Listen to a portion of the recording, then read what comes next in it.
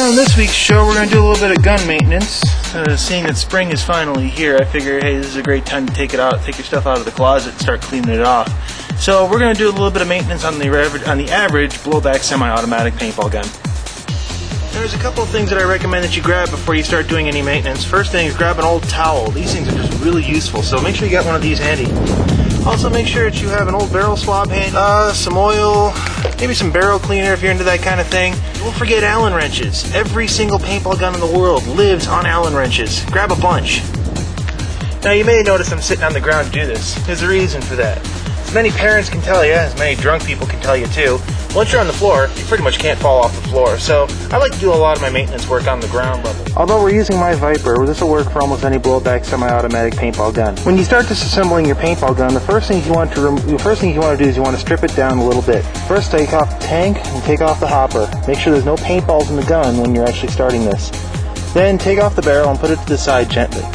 The next thing we're going to do is we're going to remove the grip. Once you remove the grip frame, you want to start removing the back plugs. I've already removed the top plug, and then you want to remove the lower one. Then you want to remove the upper and lower bolts. So in some cases you can take the entire assembly out just the way you see it, pretty much like this, or you'll have to remove the pin and both pieces will slide out the back of the gun easily. As you can see, I got a lot of blue paint on my bolt here. Here's where working on a towel comes in really handy. What you want to do is just wipe off the paint. This is the point where you want to put a little bit of oil on your O-rings. You don't want to completely slobber it in oil because that's not going to be good for the gun. What you want to do is just put 1 or 2 drops on each O-ring, just like that.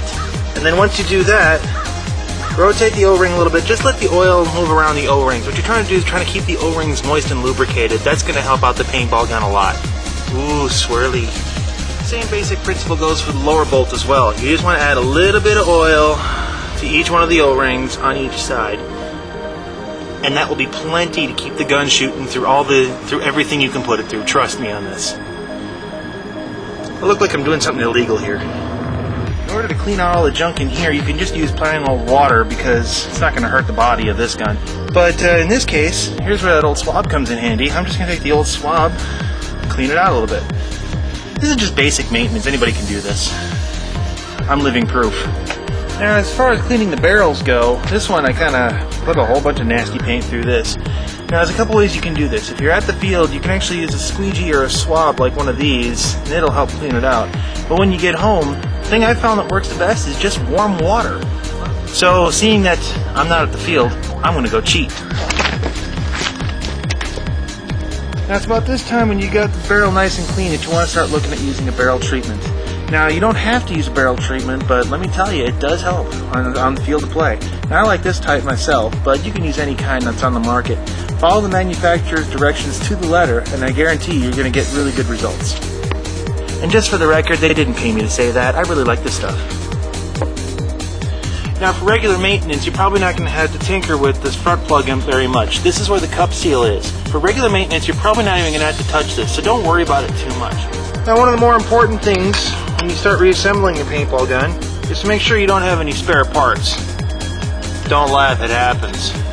Make sure that everything also works. Cock the gun once and make sure that it's still functional. If it doesn't work, take it apart, figure out what you did wrong, try it again.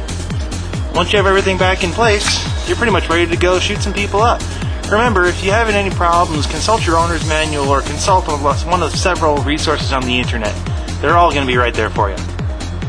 Now, where did I put those soda bottles? See you next week.